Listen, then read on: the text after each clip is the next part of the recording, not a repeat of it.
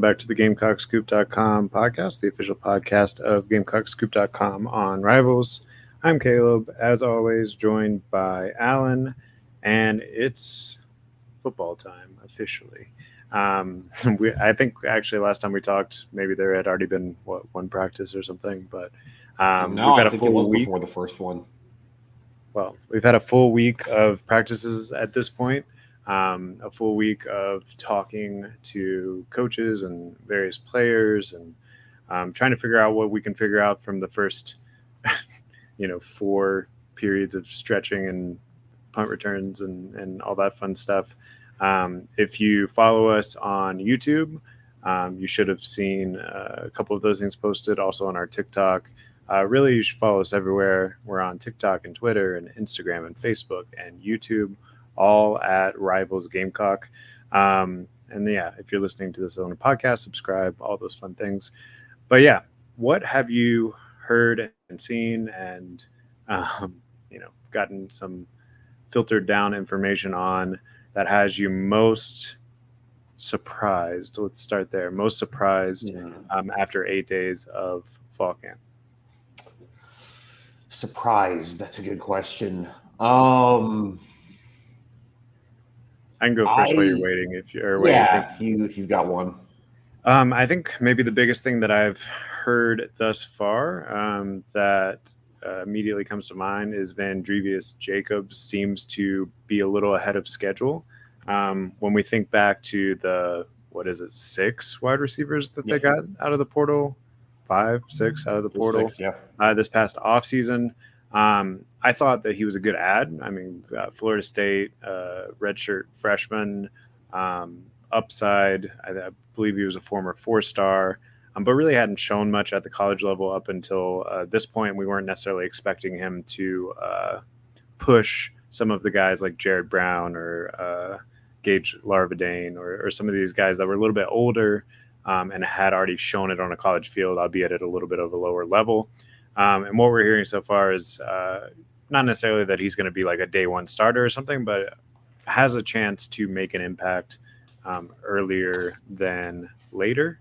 And then if that does come to fruition, then you got 3-4 more years of eligibility for a guy that you got out of the portal. So that is a positive storyline that I've heard thus far that kind of surprised me. What about you?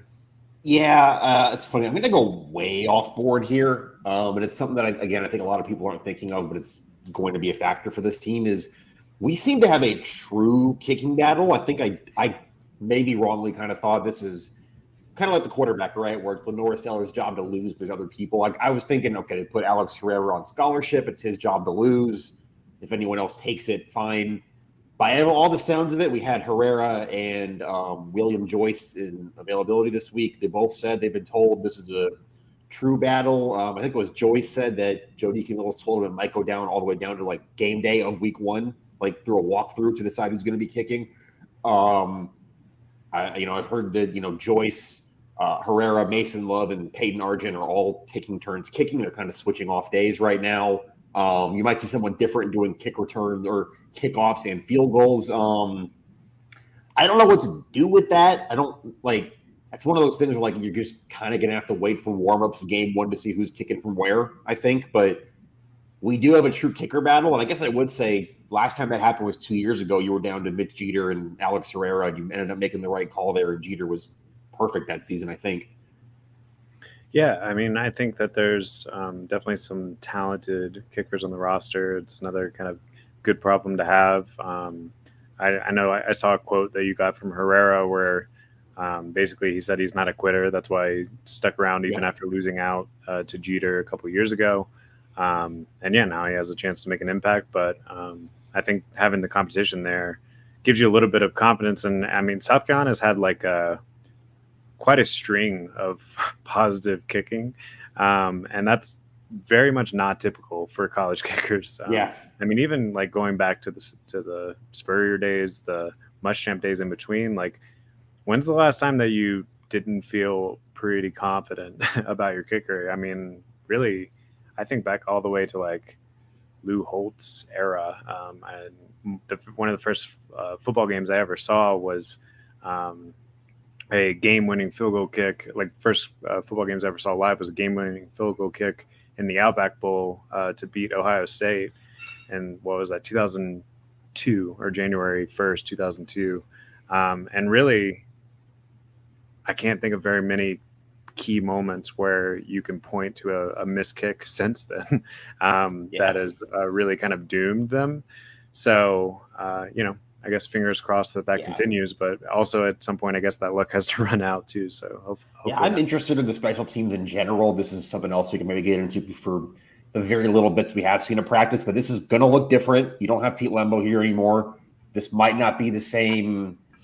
I'm going to call it run and gun for lack of a better term, because in special teams, like by those standards, it kind of was with the fakes and everything. I don't necessarily know if it's going to be that again, but you've got a guy with NFL experience in, you've got a guy who's seems to be, off to a good start, and maybe that's a transition. You got a job open at punt returner and kick returner right now, coming back from last year. I've got the full list if you're subscribed on Gamecock Scoop. We had 2 open practices last week, and one day they were doing kick returns in our open periods. The other day they were doing punt returns. So I've got the full list there, but you've got some options at both those spots, and I'm going to be curious to see how those 2 battles develop. Yeah, no, I mean, I think at this point we've heard like 20 plus names potentially as returner. We've mentioned that there's several guys that have done it already at the college level. Larvadane has taken kicks. Jacobs has taken kicks before. Jared Brown has taken kicks before. Obviously, Juju McDowell on your own team. For Rocket Sanders. DJ Braswell's an interesting name back there. At this point, I think you have so many names that could be interesting. Vakari Swain's another one. That maybe that's a role that you give to a guy that's not being relied upon as a starter, because I think you just have that flexibility. But it's still like a pat on the head, like, you're doing good stuff. You're a vital part of this team, and maybe you're just not ready to start on offense or defense just yet, but still hand over a very important role to them. Yeah, for sure. And I think maybe you don't know where those guys are right now, but that's going to be a big part of this team, and kind of figuring battles out in camp. And also, while we're on the subject, because I mentioned him, this is directly following on from last week's podcast, if you listened, where we were kind of going over our questions for camp. I can confirm that Rocket Sanders is here. He is real. He is not a figment of your imagination. He is healthy. He is practicing. We have videos of it on GamecockScoop.com and on our social media platforms. Everybody can take a deep breath after we missed all of spring ball and there were questions. Rocket's here. He's practicing. I'm not a doctor, but he looks about as healthy as any other football player out there. So I guess that's worth noting. Yeah, definitely. I think that's going to be one of the big questions, of course, is can he return to 2022 form? We've talked about that a little bit this offseason. And if he does, the sky's kind of the limit for the Gamecock offense. The other big storyline for the Gamecock offense, well, there's a couple. I think we need to talk offensive line too, but let's get to the man of the hour, Lenoris Sellers. One thing that stood out to me about what Vandrevius Jacobs said about him, he obviously worked with a pretty good quarterback last year in Jordan Travis, and he made a comparison to Jordan Travis as far as Lenoris's ability to make NFL throws, kind of throws all over the field. And he also said that he really liked what he's seen from Dowell Loggains' scheme, and that's one of the reasons that he came here. Again, Florida State had a pretty good offense in and of their self last year, so I don't know, encouraging words from an outsider entering, I think, there. And then you talked to Lenoris a little bit, or the media talked to Tuesday, as well on Tuesday. Anything kind of stand out for you from that media availability? It's almost one of those no news is good news things. I just feel like with Lenoris and what we've heard and what I've heard, and I think probably what you've heard too, is everything's just on schedule. He's calm. He's got the right demeanor for this. He talked himself a little bit about how he feels better about this offense and some of the verbiage and stuff than he did at this time last year. Of course, as a true freshman, Dowell's talked about his kind of command of the offense. Beamer's talked about some of the leadership. Like again, like I know people want the sexy story that Lenore Sellers threw a 70-yard no-look Patrick Mahomes pass in practice yesterday, but like I think everything is just kind of on schedule right now for him, and that's about all you can ask for a week into camp. Yeah, and unfortunately, we don't get a ton of that during the off season. There's a scrimmage coming up this Saturday, and usually after the fact, we get a couple of major plays and stuff that might filter out. So we'll obviously keep you in the loop on that. We don't get a full box score or anything like that usually, but maybe we'll hear if there's some touchdowns and interceptions and stuff like that. One thing that kind of raised my eyebrows about Lenore Sellers' own assessment of himself is that he thinks he's a little bit harder to bring down now than he was this time last year. He was already pretty big at this time last year, so I guess a year in the weight room has given him even more confidence. But he also said that he's kind of mentally been talking with Dowell Loggins about, if there's one guy to beat, maybe try to beat him. But if it's a bunch of guys, go ahead and get down and protect yourself and live to play another play and all. So I think that was a good kind of tool Spencer Rattler had last year, really the last 2 years, I guess. But the ability, the awareness of knowing when a play is there and when it's not, especially last year, it was better. But that's as much as anything for Norris, right? He's such a gamer. He's such a kind of all-out guy. Even the little bit we've seen where it's sometimes you got to pick your battles. You got to throw it away. You got to slide. Because, his health, it goes without saying, but maybe this is how we transition to the offensive line. But his health is as much as anything else for this team this year. Yeah, and I do think that there's a little bit more confidence in the guys in front of him to keep him upright. It is kind of a shame, I guess. One of the big questions, especially if Spencer Rattler somehow carves out a role on the NFL level as a quarterback, will be, what could have been if you didn't have all those injuries on the offensive line last year, and if he would have had some time because he had a pretty great season regardless. Nonetheless, a lot of those guys that did have to step in early, we're talking about Trovon Ball, Tree Babalade, who you have a story on the front page of GamecockScoop.com right now. They're a year older, a year more mature. You have a guy like Marquis Anderson who redshirted last year after sustaining an injury. Year older. He was actually higher rated coming out of high school than both Tree and Tro. And then that's not even to mention transfer Torricelli Simpkins. You obviously have Vershawn Lee coming back. You have Kason Henry, who has not had an opportunity to stay healthy through most of his career so far, but the staff seems to really like him. And then you have the three freshmen that were, some of the highest rated offensive linemen in the country last year, all from the state of South Carolina. So a lot more depth, maybe still some question marks because some of that depth is young. But yeah, what are you hearing, I guess, on the offensive line so far? Yeah, so that brings it to another point. Obviously, all three of those guys, Josiah Thompson, Cam Pringle, and Blake Franks, all three of those guys are talented. They were highly rated coming in. I think that goes without saying. Maybe it shouldn't be a surprise because he was the highest rated of the three. Josiah Thompson is going to be here quick. I'm not necessarily of the belief that, kind of goes back to what we talked about with the camp evaluations last year and not playing freshmen, but he's going to be there week one starting. But by every account, everyone we've heard in media, I think it was Gilbert Edmond on Wednesday was talking about how he's gone up head-to-head with Josiah a lot, and Josiah's won a lot of those battles already, even as a true freshman. That's a guy who's been playing college football, 4 years now, Gilbert? Right. Josiah Thompson's going to be a factor here, and I think probably on the quicker side. And that's not to say that Blake Franks or Cam Pringle can't be, but we haven't heard anything bad. Not that they're going to say anything bad, but he feels like he's already on his way. And that brings you to the other question of okay, you've got 5 spots there. Josiah projects as a left tackle long term, and that's obviously probably the most important spot on the offensive line, but you've already got Tree there. Let's just, I don't know, it's August 8th. We need stuff to talk about. Let's just say Josiah Thompson's there quick and he's ready to start by week 2, week 3, whatever. How are you setting the five? Where are you kicking Tree? Were you kicking Josiah somewhere besides left tackle? How would you kind of do that? Yeah, I mean, I was just thinking about that as you were talking through it. I mean, I still think that you probably leave Tree at left tackle because he's a year more developed, and I thought really showed some pretty good stuff at Mhm. that position, even as a freshman last year.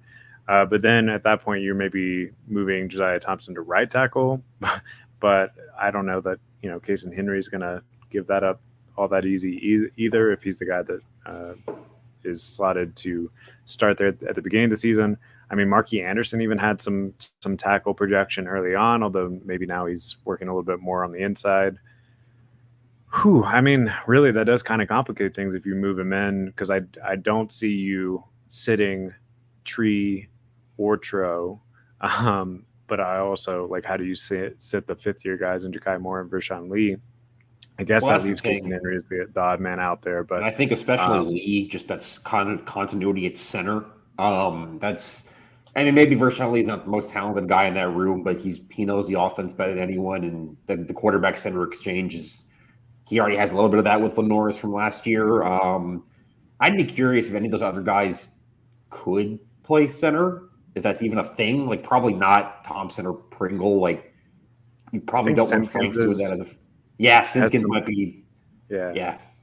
he's got some experience at center. So to me, that's probably the immediate backup. Although I think if say Jakai Moore or Ball or somebody went down, he also might be the first backup at guard too. But Yeah. Do we think just right now when we're kind of spitballing, but working left to right, Tree, Jakai, Vershawn, Trovon, and Kaysen, is that the five you'd put on August 8th out there right now? that's who I have right now for sure. But I also wonder if they can get different groups gelling well. If we might see because of the depth, we might see some of those guys just spelled a little bit more often, even if there's not an injury or anything. You're just like trying to keep fresh legs out there. It might be useful to have a Josiah Thompson on his 20th snap or whatever heading into the Yep. fourth quarter.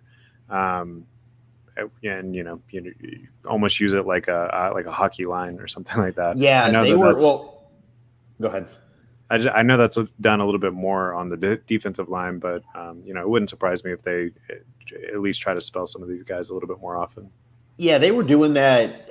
I'm thinking like week two mostly last year, that Furman game where you kind of knew you had the talent advantage. You could kind of try some things out. They were, at least as I remember it, they were pretty much swapping three or four guys a drive, and they would, here's your full drive. You're playing every play of this series, whether it's 3 and out or a 20 play touchdown, but kind of in and out by drive. And that's kind of what led you to, okay, Tree and Trell are out here. They're moving the ball. These are the guys that need to start going forward. At least that's kind of how I remember it going. And you could see like a situation if you, I'm just thinking about week one against Old Dominion, where if you get up 2 or 3 scores, you kind of start doing it that way. And that it's funny you bring up the hockey shifts because I think it was Gilbert Edmond too. I got to pull up the quote now. One of the defensive ends said Sterling Lucas used that exact term to talk about the defensive ends, that he kind of wants to do the hockey shift thing with some of these edge rushers this season. I don't know if that means by series or by passing situations or whatever, but I thought that was interesting that you even think you have the depth to do that when you haven't in past years. Yeah, that was Gilbert Edmond. I'm looking Yeah. at your quotes from yesterday. It said he talked about using hockey shifts to make sure they're rotating bodies. Thinks that there's a group of full of guys that can play ball in that edge room. And Yeah. really, I mean, that's a good transition to the defense. That's a story you wrote yesterday. Is just like how deep and veteran this group feels compared to the last couple of years. I mean, when Beamer first arrived, you had guys like Cam Smith and stuff like that, where they had been around a while. They kind of established that they were a dominant force in this league. But I don't know if that you've seen across the board, pretty much every level, the level of depth and experience and upside. If you talk about guys like Dylan Stewart, who obviously don't have a ton of experience yet, but we expect to play. I mean, I almost got to go back to like 2012, 2013 Spurrier era to see that level of depth and experience and that combination.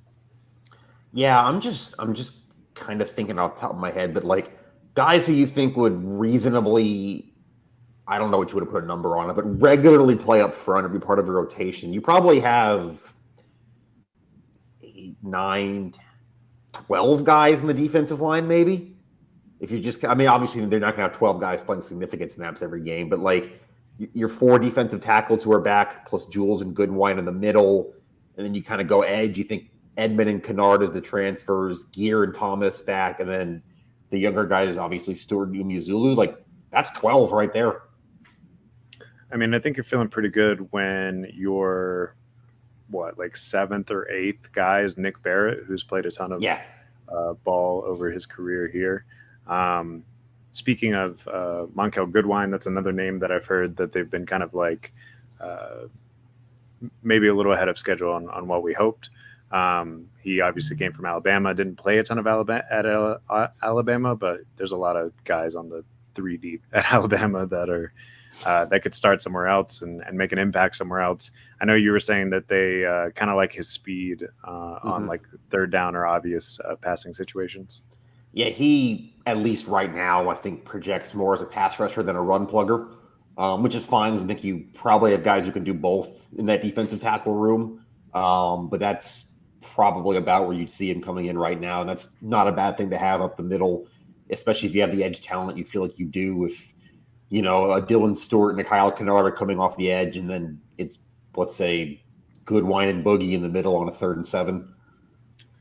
Yeah, no, I that is a pretty imposing group. I think, especially if you start to factor in your depth at linebacker, some of the like nickel action we've seen, which I think you saw. You talked to Jalen Kilgore, who seems to be working primarily at nickel, Yeah, that's what he which said. isn't a huge surprise or anything, but good after his freshman breakout to see that they're kind of planning to have him, Eamon Worry, and Smith kind of all on the field at the same time to start the year. We're thinking, I almost think you don't even have a choice. Like I just for all the you have talent in the back end of your defense. I don't think you have anywhere near the depth you do as with the front 7, I guess you would call it. Do you like? I don't think there's any. If you're just trying to stack up your best 11, right? The best. It's 4th and 6 with the game on the line. You want your 11 best players out there. I don't think there's any combination that doesn't have all 3 of those guys. yeah, I mean, it's hard to imagine one.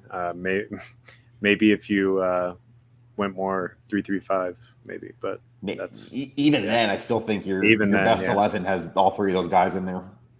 yeah. I mean, they're all very solid tacklers, in addition to their coverage skills too. So yeah, I tend to agree.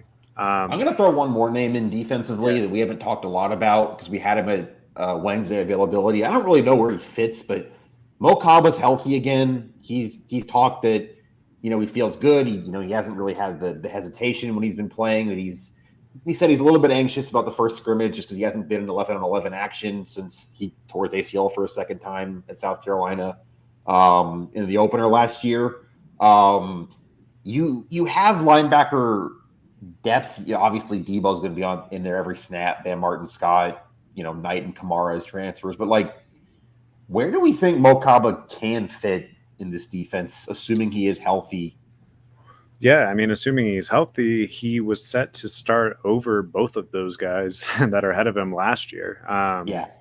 Obviously, they both stepped in admirably, kind of came along. I mean, Bam Martin Scott's probably the reason that the 3-5 was able to work, and we really saw kind of a shift in the way the defense was run in the back half of the season. One thing to note about him is that he's got a little bit of a hamstring issue. Sometimes those things can linger. So I think Yep. at the very least, Mokab is a great depth piece to go along with your transfer guys, Bengali Kamara and Demetrius Knight. I think he's gonna get some play. I mean, it's kind of sad because I do think that he went from one of your most promising, like, first out of the gate sort of guys to us being like, well, maybe he's on the 2 deep or works his way onto the 2 deep. But I've said this, it's becoming a cliche at this point, but I do think it's kind of a good problem to have. I think he can step in admirably there and you have to feel good about where your depth is really everywhere along the front seven. Yeah, I think the one thing with him, and obviously it's not his fault, you have to wait and see, is I just think back to Sherrod Green in 2022, coming off that second ACL injury, and the speed just wasn't quite there. Even if you're recovered and you feel good, you can go make a hit. Like the open field speed just isn't the same when you've torn up your knee twice, and I think that's a worry when you look at Mokaba. But obviously, if he's healthy, I think he's going to be some kind of a factor here. Exactly where that fits, obviously, we don't know yet. But Yeah, a lot of the conversation with him the other day, it sounds like his mindset's right at the very yeah, least, right? He was just talking about how much fun he is having being out on the field. He remembers the long recovery and just like being inside and all those sorts of things. So really said they've had to like try to slow him down, but that he doesn't plan on playing scared. And um, I hope that he gets a moment to make an impact this season. yeah, I think that he has done all the right things and kind of earned um, that right at this point. yeah. I'm just thinking about Jordan Strawn against, was it Kentucky? He had a big sack last year in that Yeah, game. Kind of something similar to that. yeah, absolutely. Any other notes that maybe we missed from this first week? Obviously, we're going to get you get to watch a little bit of practice tomorrow. We'll start to get some feedback from the scrimmage after it takes place on Saturday, and we'll have some more info for you after that. But anything else we maybe missed? Um, I think we pretty much did a good job just kind of getting around the board and covering all the position groups. Yeah, like you said, a little bit more stretching and stuff tomorrow and Sunday, scrimmage Saturday. So we should hopefully at least know if anybody got hurt in the scrimmage Saturday. We'll see them in a no contact jersey on Sunday at practice. But yeah, I think that's about week one and 3 weeks of camp to go until we can talk about an actual football game. Yeah. Other than Ben Martin Scott and the hamstring thing, I know you guys were able to watch a couple of minutes of practice throughout the week a little bit. Anyone else of note that's injured or wasn't fully participating? Jared Brown was in a blue no contact on Saturday, but he was still like that was the day they were doing punt return drills, and he was still like catching punts and running around a little bit. He was just in the no contact, so that seems like nothing major. Other than that, and Bam, which he said that himself that he had a hamstring in the press conference Wednesday. That's all so far. Okay. If you've been listening to us throughout the summer, which you should have been, but if you weren't, don't worry. You can go back and listen to the end of each of the past like 7 episodes, and we will have broken down each of the teams on the South Carolina schedule. We're going to move on to our next one, which is the ninth game on the season. I believe it's week 11 because you were already through 2 bye weeks at this point, and that is Vanderbilt. You got a little bit of a break, I think, because of how difficult the schedule is, definitely how difficult the stretch where you have to go to Alabama, to Oklahoma back to back. Your other 2 road games this season were at Kentucky in week 2, and then in week 11 at Vanderbilt. So I do think the SEC gods or whoever it is that makes those schedules, we're trying to give you a little bit of a break with the way that worked out. What do you know about the 2024 version of Vanderbilt? Obviously, they have been struggling a bit since James Franklin left. That was the last time that they had a winning record, way back in 2013. And this is Clark Lea's 4th year going into the program, and he's compiled just 9 wins across his first 3 years. And even that's a misnomer because he had 1 5-win year, but the other 2 have been just 2 wins each, including last year. Is this year they finally put it all together, bounce back, make a bowl? I haven't looked at their whole schedule, but on the principle of Vanderbilt, I'm going to say no. I will say for what I do know about Vanderbilt and kind of what I saw at SC Media Days, because they were in the same session as South Carolina that Monday afternoon, this offense is going to look different for them. You've got a new offensive coordinator in there in Tim Beck. You've got a transfer quarterback in Diego Pavia, which, some people are going to look at that and go, oh, you got a transfer from New Mexico State, big deal. Well, that's the New Mexico State that hung 40 points on Auburn last year when they played. Yeah, That's not nothing. He had a and pretty good year out he there. balled out on them. Yeah. So they've got a new quarterback in who at least has a little bit of experience, college level. I think they're going to just look different on offense. I think they're going to be able to score some points, honestly. What that looks like in terms of being enough for a bowl game or, I guess for our purposes, beating South Carolina week 11, probably not. I don't really know how they're going to stop teams. And obviously the talent at the line of scrimmage is going to be a lot lower than pretty much everyone else in the league. But they've got a quarterback, and that at least makes them kind of dangerous, I think, on principle. Do you know who gave Vanderbilt their worst loss last year? I think it was South Carolina. Wasn't it 47-6 or 40-6 or something? Yeah, 47-6, and that was their biggest loss of the season. They actually played a few teams pretty close that you wouldn't expect. I looked at it the other day. They were only 10 points between them and Tennessee. I think they actually gave Georgia a little bit of a scare. Like a 2-possession game in the fourth quarter, yeah. Yeah, exactly. So for whatever reason, by the time they came to Williams-Brice Stadium, they kind of laid down. But for the most part, they were fighting in most of the other games on their schedule. Of course, the real backbreaker was they lost back-to-back to Wake Forest and UNLV after they started 2-0, and really, they didn't get a win after that.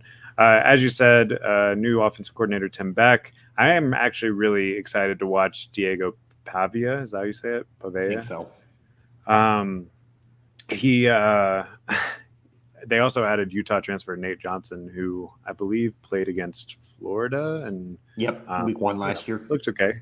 Again, another kind of athletic quarterback, and they really need it because their offensive line was not very good last year. I don't know that we can really project them to be much better. So having two guys back there that can run around a little bit, I think is going to help. Also, their best 3 wide receivers all transferred out to Power 5 schools. You'll remember South Carolina was briefly in it for Will Shepherd. I can't even remember the other 2 right now, but all 3 of their best wide receivers are gone. You did get Texas Tech transfer Loic, Loic, don't know how to say that, or his last name, which is Founji. Man, tough. Founji. Good luck, whoever is calling Vanderbilt games this year. But yeah, he's probably going to start at one of the wide receiver spots, and then tight end Eli Stowers also came from New Mexico State with Tim Beck and showed some promise last year.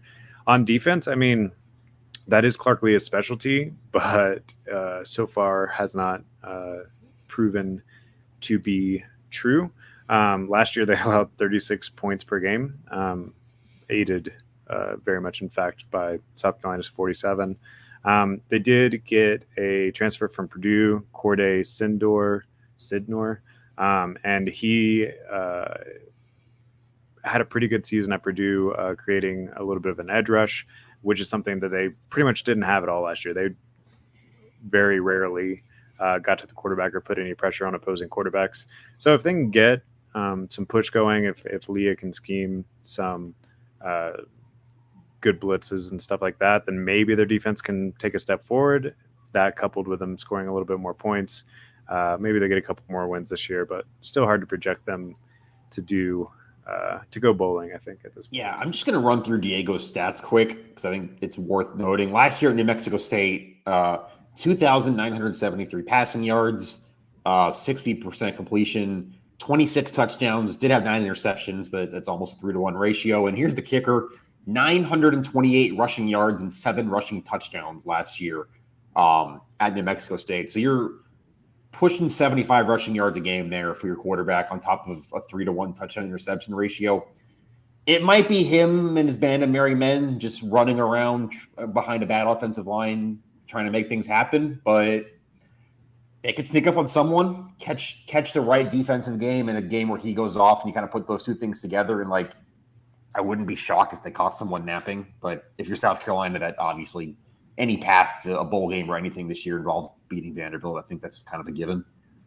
Yeah, they're definitely one of those 4 that we consider kind kind of not gimmies, but 4 must wins between them, Wofford, Akron, and Old Dominion. And then you're going to have to cobble it together from there to get the other 2. But pretty hard to imagine South Carolina having the season that they want if they can't win this one. It is in Nashville, kind of a weirdly tough place to play sometimes, more because it's like so sleepy that it's weird. It's kind of it's disconcerting almost. Yeah, exactly. Is the construction done on their stadium yet, or are we still going to have a hanging scoreboard like from a crane or something? That's a great question. I'm not sure. That was one of the funnier images of last college football season, was just the hanging construction crane scoreboard at an SEC venue. Didn't they play some in the Titan Stadium as well? Is that I think they had 1 or 2 games there, and they might have at least one this year. But they're, by all accounts, going to be playing on their home stadium. I know they are for this game at least. So we'll see if the dangling scoreboard's back in November. I know one person who will not be too upset about it, and that's you, who gets to spend a weekend in Nashville at least. Yeah, that was that. I think I remember Beamer after the game 2 years ago. There, a lot of Gamecocks gonna have a good time on Broadway, which probably happened after they won that game. Yeah, probably happened. Like, you don't know. All right. Well, we will be back next week to talk more about Gamecock Fall Camp. We have 2 more games that we're going to preview for the 2024 season. We got Missouri and Clemson, so the next 2 weeks we'll do that. You don't want to talk Wofford? Well, we could maybe talk Wofford for a couple of minutes before the Clemson preview. But anyway, that'll lead us right up into Old Dominion week and really get us going. If you are hungry for South Carolina content in the meantime, don't worry. We have stuff posted every single day on GamecockScoop.com. So definitely check us out over there. And just for you podcast listeners, you get the early preview of next week. Maybe look out, because there's going to be a pretty good promotion. I'm talking like 75% off for a year of Gamecock Scoop Premium. So definitely keep your eyes open for that next week. Until then, this has been the GamecockScoop.com podcast. We'll see you.